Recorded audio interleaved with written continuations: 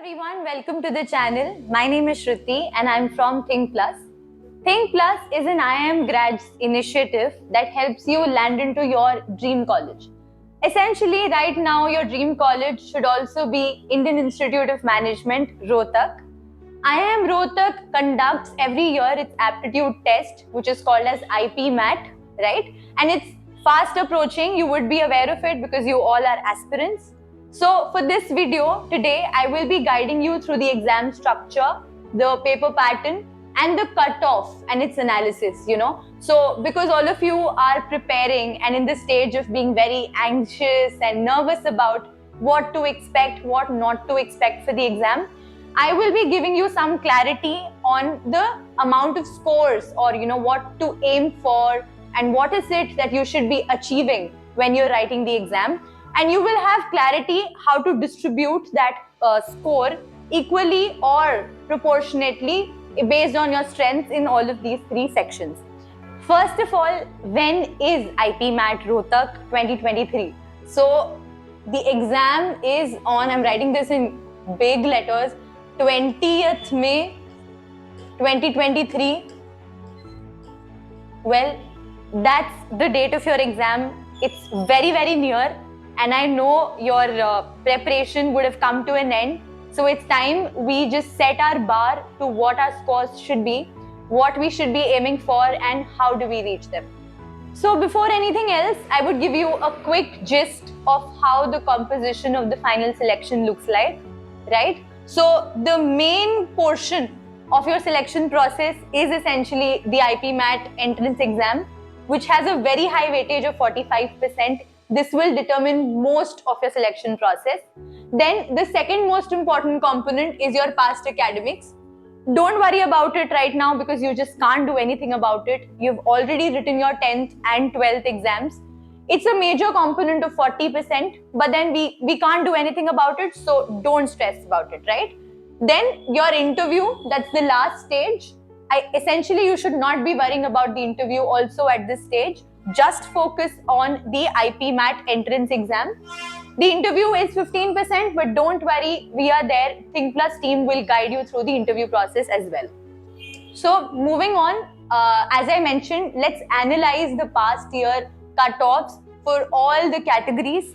And as per your requirement, just focus on that particular cell and see what you should be aiming for, right? So firstly, 2019 to 2023 is the range we're looking at.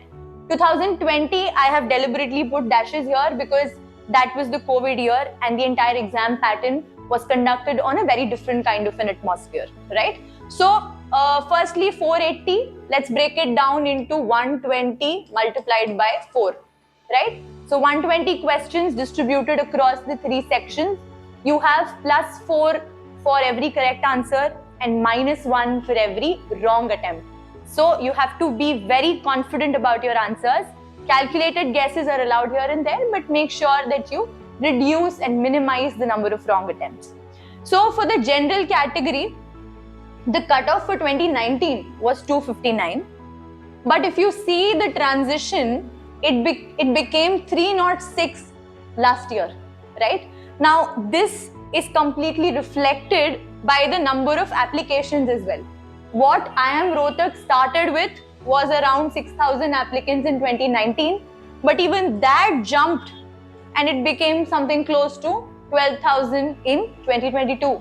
So this year, what we're looking at is, for the general category, I'm saying we're looking at something like a 330 plus, right? To be on the safe side, score as much as possible above 330.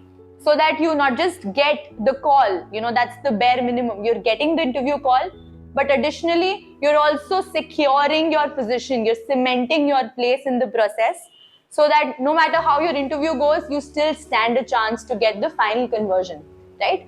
Now, based on the other categories, let me just quickly go through that as well. So EWS is 205. Now we are expecting something like a 270 plus. For NC-OBC, 225 plus will be a safe score.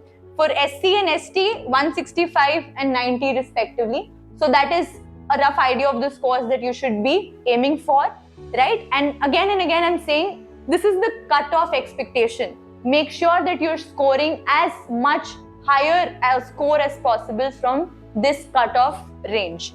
So as of now, up till the last year, there was no sectional time limit, there was no sectional cutoff, right? So you had complete liberty to choose what to start with, where to go, which question to do first, the second round of question screening, third round, you had that complete liberty to attempt the paper the way you want.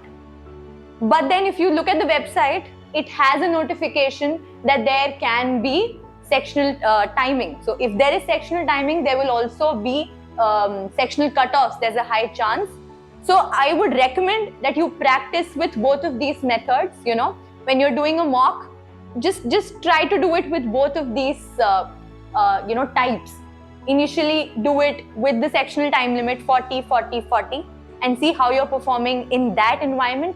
Then based on your preparation, do it without the sectional time limit as well, as you have been doing for all this while.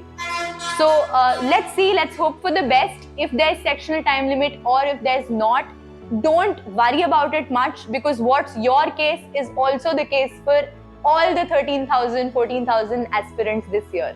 So don't worry, stay tuned for our upcoming videos, because we will be sharing about the topic-wise composition, weightage, importance, and the most relevant topics that you should be focusing on in the last mile of your preparation. We'll be covering quants, we'll be covering verbal ability. So stay tuned and keep checking our channel for more updates.